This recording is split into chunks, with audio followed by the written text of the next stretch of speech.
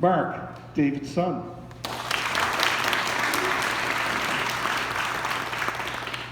Grandchildren, Amelia and Sophie.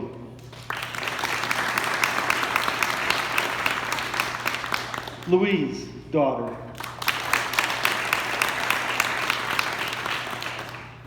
Mr. Bruce Ward, brother of Brian. And Sally Carlson, niece. Seated by Sally, Mayor Darlene Norman, Region of Queens Municipality. Standing, our MC, Steve Armitage. Region of Queens Accessibility Coordinator, Elise Johnston. And special guest speaker, Paul Tingley.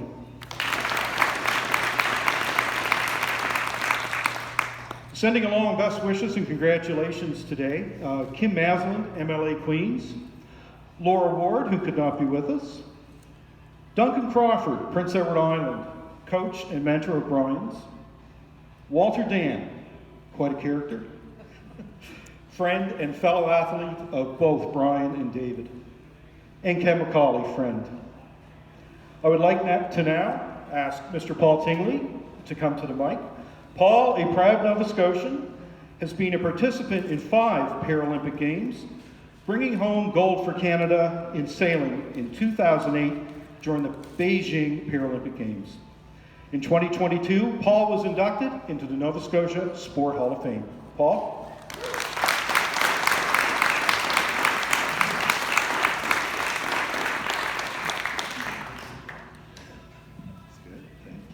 Everybody. Thanks for letting me come here today. It's a big honor to speak. Ladies and gentlemen, distinguished guests, and fellow sports enthusiasts. Can everyone hear me okay? Okay, good. So today we gather here at the Olympic Wall, Queen's Place, to not only celebrate the achievements of our sporting heroes, but to pay tribute to the remarkable individuals whose legacies continue to inspire generations. Brian and David. So for me, it really is about the flying wheels. When they played together on the basketball team, it was Nova Scotia's wheelchair basketball team, and they did really good things, late 60s, early 70s type of time frame. So I didn't know Brian, but I did speak with fellow teammates, and they told me some of the stories of the kind of player that he was. So it's no doubt that he was a gifted player. He had a good touch, hand-eye coordination, and he could perform well under pressure. And a good story of that is in 1971, they were at the National Championships, and Nova Scotia was playing in the final. And Nova Scotia has never played in a final ever since. So this is the best team we've ever had. 2 other teammates actually went on to the Nova Scotia Sport Hall of Fame too. So it was like a culmination of superstars on one team. So the teammate, Walter Dan, told me that Brian shocked them all, and he went red hot, didn't miss a shot in the final game, and went on to become top scorer, and they won the national championship. So it's the only time Nova Scotia's ever done that. So I did know David when I started working as the Parasport coordinator. It was probably about 8 years ago. He was on the phone mostly with me, asking me to be raise the awareness of the flying wheels, so that it would raise the awareness of parasports so that others could take advantage of this opportunity. So he's a big advocate for others to he set the path and he wanted other people to follow. So for me, I had a lot of respect for that. On the court, he was very dogged and determined, if you know David, and I imagine he was like that on the court as well. So he's a big guy, and he used to set picks for his teammates, which they were very glad to have, and then he was a great teammate and selfless. So he also did this amazing athletic feat. He could sit at the end of the baseline in the wheelchair and throw the basketball the whole court to the other baseline. And to me, that just boggles my mind to think of what an athlete it would be to take.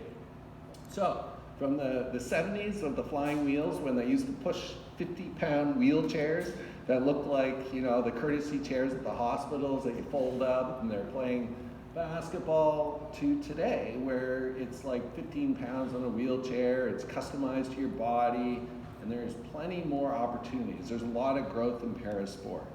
And I think both David and Brian would be very happy to know that.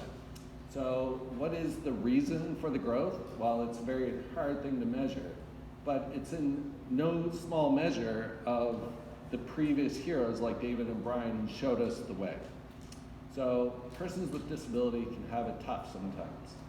But when we see others with maybe similar challenges who fight, succeed, and thrive, then we begin to see like hope and faith in ourselves that we can do the same. So thank you, David and Brian, for your legacies, which will forever shine as guiding lights for future generations. Thank you.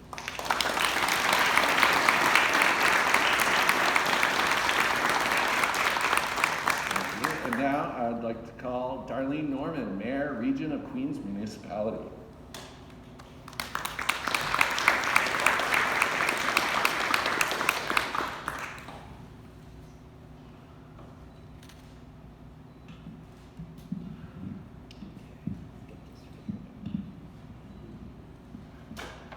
I always hate these things.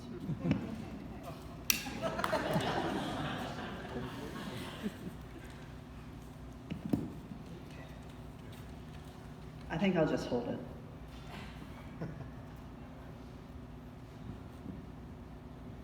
Thanks. Thank you, Paul. It's a wonderful day in Queens County, and I'm so pleased to be here today for this exciting event. It's great to see so many turn out to celebrate and honor the sporting achievements and the memory of two of Queens County's athletes. To be here to acknowledge the world-class accomplishments of these athletes who represented Canada in one of the highest levels of competition, the World Paralympic Games, is an honor. Today's posthumous inductions are bittersweet. While we are sad that the recipients are not with us, being here to see their family members receive this honor on their behalf brings a strong sense of pride in what was accomplished in their lives. To be an elite athlete requires personal commitment, a passionate drive, and strong focus at being the best. Hours spent training, honing their skills, and studying their own performance, as well as that of their competitors, are requirements. Physical and mental boundaries are tested to achieve this personal best. Earning a spot on the Olympic wall at Queen's Place not only showcases outstanding world-class achievements in sport, it inspires others. All who are honored on the Olympic wall are role models. They show that with dedication, personal drive, and skill, someone from a small community can compete with, coach, or train the top athletes from across the world. Those inducted to the Olympic wall are inspirational people with a whole community who are proud of their accomplishments. This is the second time we have brought the community together to honor those inducted in the Olympic wall. Queens County has so much potential, with many who have the drive, passion, and skill to be part of the World Paralympic, World Olympic, or World Special Olympic Games. We know there will be others who will join this very elite group. We are very proud of the inductees being honored today, and we are thankful to their families and friends for being part of this ceremony on their behalf. The support of family, friends, coaches, officials, and community are key to helping an elite athlete achieve their very best. I'm happy to turn the mic over to the MC for this event, Steve Armitage. Steve is a legendary voice who has called many pivotal and historic sport moments in Canadian sports and has served as a broadcaster for countless Olympic Games. Steve.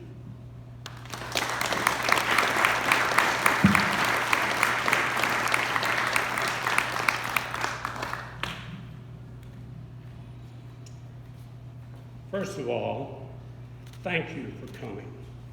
Your support is greatly appreciated by the family of the inductees today. And before we go any further, I just want you to know that this day is dedicated to the 2 new inductees to the Olympic wall. But I have to talk about Sarah Mitten. 48 hours from now, Sarah will be competing in Santiago, Chile at the Pan American Games. Her chances of a medal are very, very good. This summer, she won a silver medal at the World Championships in Budapest. Next summer in Paris at the Olympics, her chances of a medal there are really, really good. Sarah Mitten, Olympic champion from Liverpool and Brooklyn. Doesn't that sound great?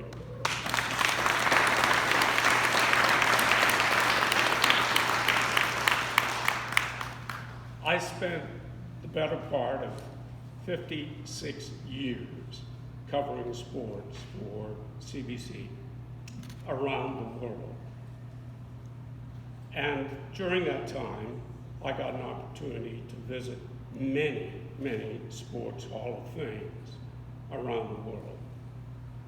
I can honestly tell you, this Olympic wall behind me is very, very impressive. I belong to 4 sports Hall of Fames, the largest picture of which is at the CNE exhibition grounds, and it's yay big. These are exceptional. They are really well done, and it would be an honor for any athlete, anywhere, to be on a wall like this. I've often been asked, why have a Sports Hall of Fame? The answer is simple: to honor those who have, in many cases, dedicated their lives to achieving an elite level in athletics as a competitor, coach, administrator, or official. But I think one of the key reasons, and maybe the biggest reason, is to inspire the next generation to someday be included on that wall. In the not too distant future, hopefully, some athlete will walk or wheel through that door, glance at that wall, and say, I want to be on that wall, and will then dedicate themselves to weeks, months, years of preparation and competition to get to the elite level that you have to be to join that group on the wall. In my years as a sports commentator, I covered a lot of swimming events, beginning in 1994 at the Commonwealth Games in Victoria. Disabled swimmers were included in the able-bodied swimming program. It was an eye-opener to see these talented athletes compete at that level. My experience with wheelchair athletes was limited to the track. I was lucky enough to call one of Chantal Petitclerc's races. This now proud senator from Quebec, listen to this, won 14 Paralympic gold medals. I got to know another outstanding wheelchair athlete quite well, and you might recognize the name, Rick Hansen. And I made the fatal mistake of saying to Rick, how hard can it be to make a basket sitting in a chair? Wrong. I got my chance to do that at a practice session with Rick, and trust me, it is very, very hard. First, you have to get yourself into position, moving the chair, and in those days, as Paul pointed out, they were big and heavy. Bounce the ball, stop the thing, and then shoot. Needless to say, folks, it ain't easy. The good wheelchair basketball players, and this country is now rated among the best in the world, make it look very simple. Let me give you a little background on wheelchair athletics. It began in 1948 in Stoke Mandeville, England, about 90 kilometers from where I was born. The first games involved 16 athletes in archery and netball. Next summer in Paris at the Paralympics, it will involve 4,500 athletes competing in 22 sports. The motto of the Paras is spirit in motion. It means these athletes constantly inspire and excite the world with their performances, always moving forward and never, never giving up. Our inductees today were the epitome of that motto. Our first inductee, 2023 edition of the Olympic Wall here at Queen's Place, the Amera Center, is a tune-up. Yep, he called Port Mattoon his home, following stops in Dartmouth and Hubbards. After traveling the globe, he liked nothing better than to go down at the wharf and talk to his fishing buddies. He began his athletic career with the Halifax Flying Wheels, playing basketball, snooker, and throwing the javelin. Just over a year, 1 year after coming out of rehab, he was asked to compete at the Pan American Games in Winnipeg.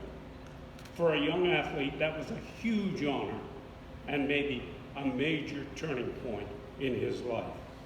He would also compete at the Pan American Games in Mexico and Peru. The Stoke Mandeville Games was another stop, along with 3 appearances at the Gold Cup, the World Championships of wheelchair basketball. His most memorable achievement in wheelchair basketball came when he wore the maple leaf at the Paralympics in Toronto, where Canada would finish in 5th place. He would have probably qualified for Moscow in 1980, but Canada boycotted those games. In a chair on the court, according to one of the best ever, you heard Paul mention his name, Walter Dan. Our first inductee, according to Walter, could shoot, score, and move really well. But above all else, he was a good teammate.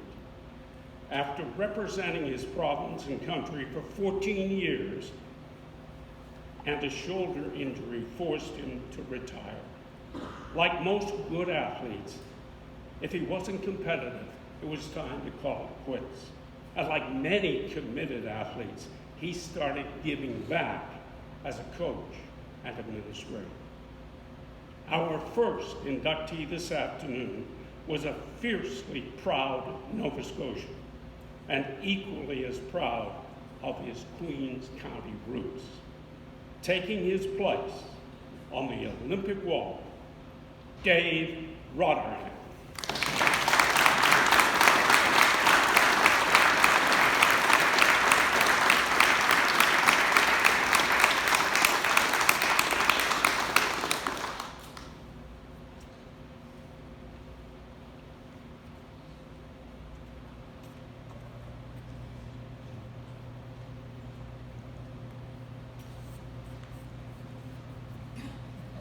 Sue, it's all yours. Steve just stole some of my thunder, I have to tell you, but you're going to hear it all over again. So first of all, I'd like to thank everybody for being here today, particularly to my personal friends, of which there are many in the audience. Thank you so much. And to my family for being here. My youngest son, Craig, He's in Alberta, hopefully watching the live feed, but I'm not sure. And Steve needs to adjust the mic. So when David became paraplegic in the 60s, inclusion was not a thing. Despite this, he was carried up and down the stairs of LRHS by his classmates. He discovered he was still a strong swimmer when his buddies threw him off the wharf in Port Mattoon, promising to pull him out if he sank. He calmly bounced down the steps into my apartment building in Toronto. He was pulled over for speeding in his chair when careening down a hill in Yarmouth. He went horseback riding with no adaptations in Mexico. We camped in a pup tent in the Rockies for our first wedding anniversary. We went cross-country skiing long before it became a parasport. He put the lawn tractor in the ditch on a regular basis, and fortunately Ken Burrows, who's here today, was really good at pulling him out. He didn't bat an eyelid when a security guard at the Blue Mosque in Istanbul tried to help him transfer into the mosque's wheelchair, resulting in his pants going down, showing his tidy whities to all the very devout Muslim women in the lineup. Over the years, that was how he took on life, traveling extensively both in Canada and overseas up until 2019, when he went swimming with the sharks in South Africa. Then, of course, that sea thing hit. Prior to his accident, Dave was an avid baseball player, and I'm told he had a wicked pitching arm. He became involved in wheelchair sports immediately following his discharge from the rehab. He represented Nova Scotia at multiple events at the National Games annually until 1980. He was on the Canadian team at 3 Pan Am Games. He travelled to Stoke Mandeville, England on several occasions to attend the World Wheelchair Games. He also represented Canada at the Gold Cup basketball tournament, an international event to which countries were invited. The highlight of his career was being a member of the wheelchair basketball team at the 1976 Olympics, where we met, and no, he was not a patient. Dave was a member of the board of directors for the 1982 Pan Am Wheelchair Games in Halifax, and was also a coach of youth basketball team in St. Margaret's Bay. He encouraged our children in any sport they chose to participate in. Over his life, David quietly pushed to make the physical environment more accessible, including serving on the Queens County School Board and spearheading the initial efforts to have the Astor Theatre upgraded with ramps. He was a member of the region's Accessibility Committee until his declining health led to his resignation. In 1960, he was a cripple. In the 1970s, he became handicapped. This was followed by being disabled, differently abled, physically challenged, mobility challenged, and physically impaired, not necessarily in that order. What he actually was the same man living his life by not letting these titles define him. He had another title that no one ever tried to change, that of Olympian. This is a title that has to be earned by hard work and sacrifice, and applies to few. It's not a game given by a society that continues to try to be politically correct and fails miserably. Being an Olympian makes one a member of an extensive group that prides itself on being inclusive, as all are welcome to try and achieve membership. Inclusion is now a thing. It doesn't just mean building ramps and putting up grab bars. Being inclusive means treating people, regardless of ability, ethnicity, spiritual beliefs or gender, with equal respect and dignity. That is what the region of Queens is doing today by inducting both David and Brian onto the Olympic Walk. Thank you.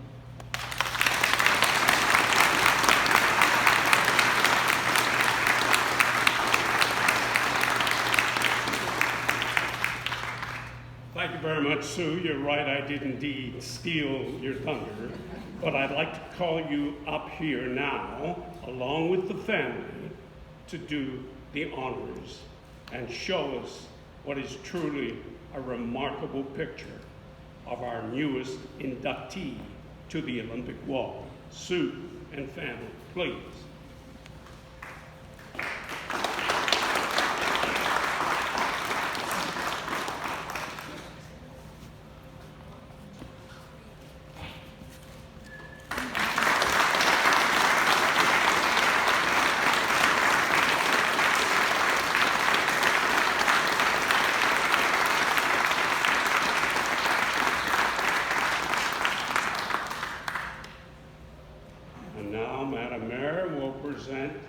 to sue a beautiful duplicate, smaller, but nonetheless just as beautiful, and certainly will have a lot of memories for the family.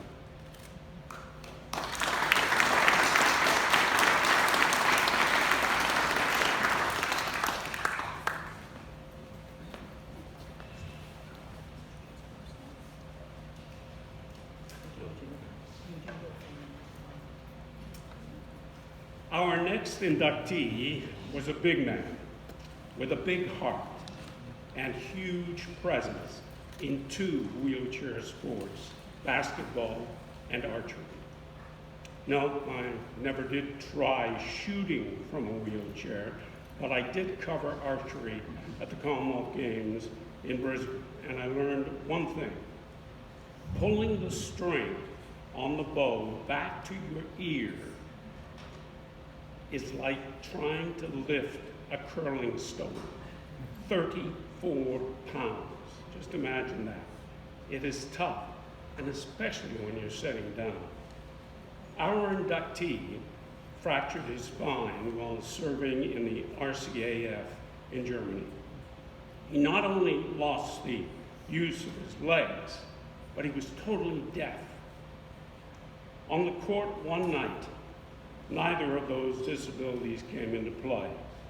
It was 1971, and British Columbia had dominated wheelchair basketball seemingly forever. Then, the man known for his great defense had a hot hand.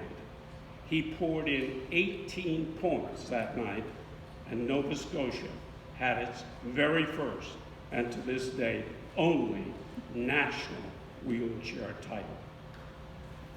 He would play basketball at the highest level, including the Olympics for many years, and would add table tennis, swimming, track and field, and yes, even sled skiing to his list of athletic achievements.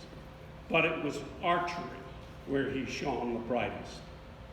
Walter Dan said Dan, was a very good archer, but our next inductee was excellent.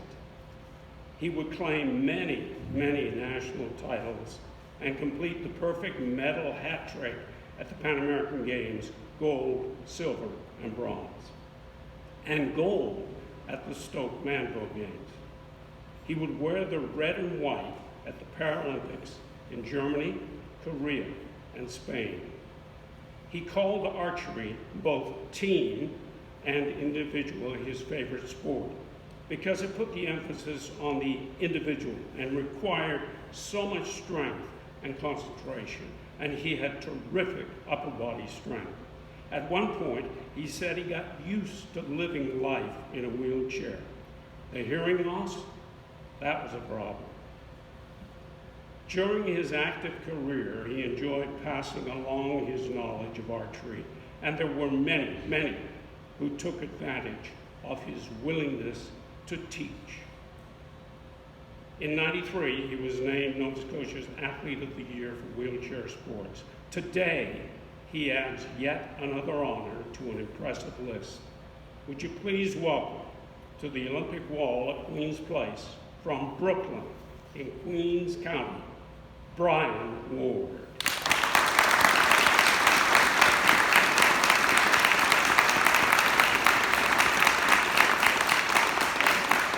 And now, I'd like to call upon Bruce Ward to say a few words.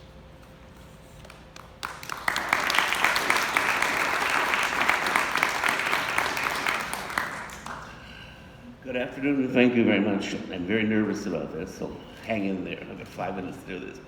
Brian was an exceptional person. He had his car accident in, I think, 1964, 65, in that neighborhood. And I would go to see him in rehab at Camp Hill Hospital, and I got an idea of what kind of character he was going to be as a paraplegic and as a totally deaf person. At Camp Hill, he was taking speech therapy and reading lips, and how to handle the wheelchair up and down and whatnot.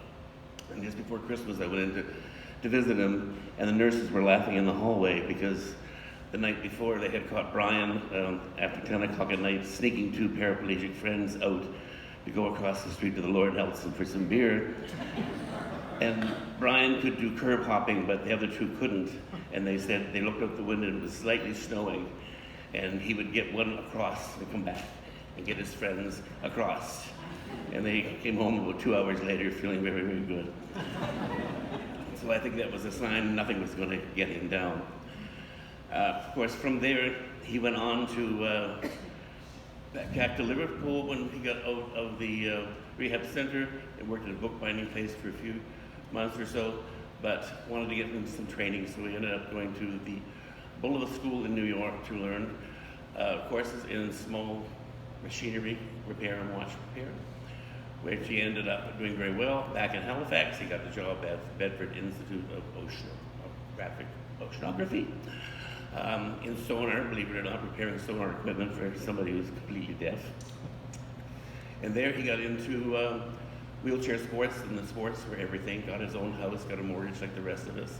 Had his backyard all made up so that he could garden up ramps and downs, and he was always on the go, always on the go. During that time, I had 2 years after he had joined the Air Force, I had joined the Canadian Navy in 1965 and was sent to Montreal, then out to the West Coast, and I never came back. But Brian would come to visit quite often, and he would never take no for an answer. I never had a place that was wheelchair accessible, and I would always quite often say, I have no place for you to stay, and he would always answer back with the date that he was arriving. That went on, it's amazing. He was at, I think, one of the wheelchair games you just mentioned, it was some meet in Victoria, where it's, I wasn't expecting he was in Victoria. I'm in North Vancouver, and the phone rings at 9 o'clock at night, I think it was a Saturday night, and it was the bus depot, and asked if I knew Brian Ward. I said, yes. He said, would you come and get him, please?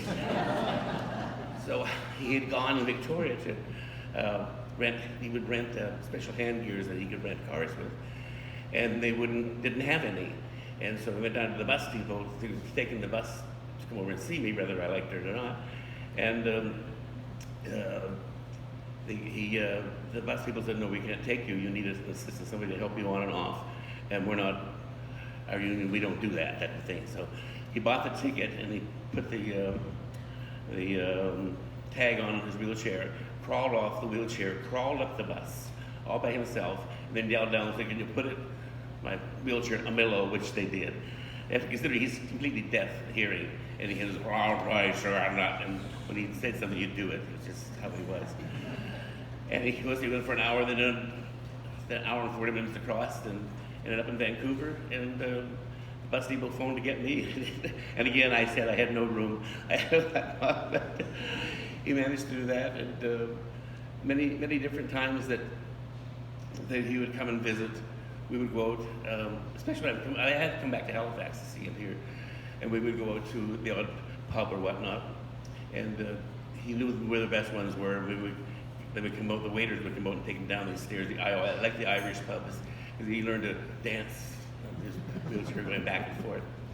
And we'd get down there, and then at the end of it, drinking a few beers or whatever, we're heading back home. The bartenders would lift him up, and they had no idea that his cushions were stuffed with cutlery and glasses. When Brian passed away about 22 years ago, I had to clean his house out. There wasn't one matching glass or one matching anything, but lots of trophies. He was an incredibly strong person. In high school, they used to call him Wrecker. I have no idea why, but apparently every time they would go canoeing in Liverpool or whatnot, he would break a paddle. He was very, very much like myself, bigger, but he was a massive person. I'm running out of things to say. My mouth is getting very dry, but I really like to thank everybody for coming out and who participated in this.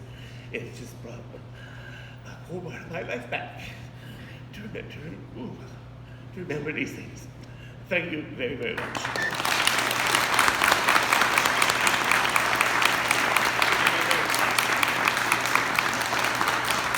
Please don't run away.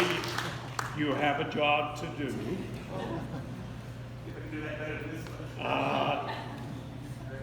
It's an easy job, trust me. All you gotta do is pull.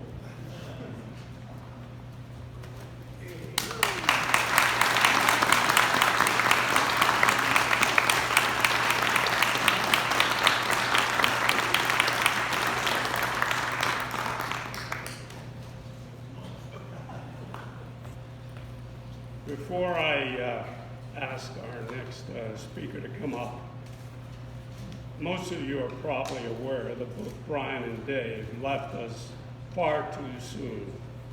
But today, both are well represented by family and friends, obviously. And when I look at those terrific pictures, in a way, they are still very much with us. Brian is about to hit another bullseye. And you just know that the hook shot of Dave's is going to be good for 2 points. Spirit in Motion, from two of the newest members of the Queen's Place Olympic Wall.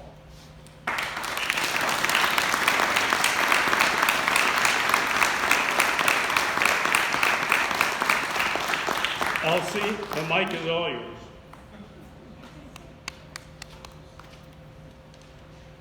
Good afternoon, and thank you all for coming. I love to hear those personal stories. It really does bring them to life.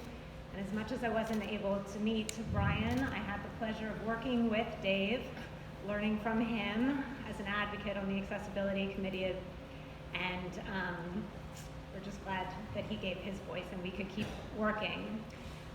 So I am not a competitive athlete by any means, but I do like to keep on with recreation, enjoying sports, and as my role as the Accessibility and Inclusion Coordinator, I do try to help the region make sure that this is available, accessible to all, regardless of age, ability, as Sue was saying, across the board. Even financial barriers we would try to remove with the Rec for All program. We don't want a financial barrier to get in the way. There are other supports too. Our Community Investment Fund supports community clubs.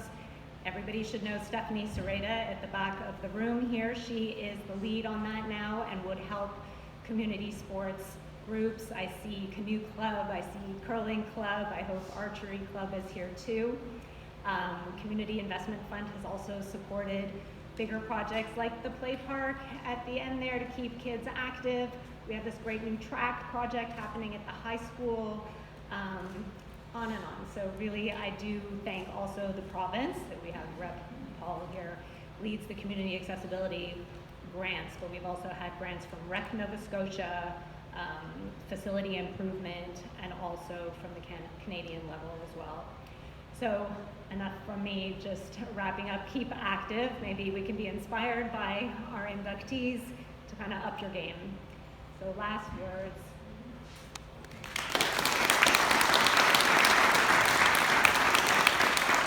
Thank you, Elsie. Again, ladies and gentlemen, thank you very, very much for coming. All of this would not have been possible without the hard work of Steve Burns. Let's have a big hand for the man who runs this place. Thank you for inviting me. I really enjoyed it. Have a great day. Well, thanks to Steve and Paul for supporting everyone here today, and special thanks to Sue and Bruce, to your families for being here to honor the loved ones. Very special, and to see all your friends and family here, and the great support, I think, is just fantastic. Just to close, I guess, if I see Ed and Kevin are here, and they may want to speak to you folks for media, or get a little photo if you would like to. And we also have some water and coffee available, and a few snacks. Stephanie has prepared over by the canteen. So feel free to stick around a little bit, chit-chat, and enjoy the rest of the day. Thank you very much. Thank you.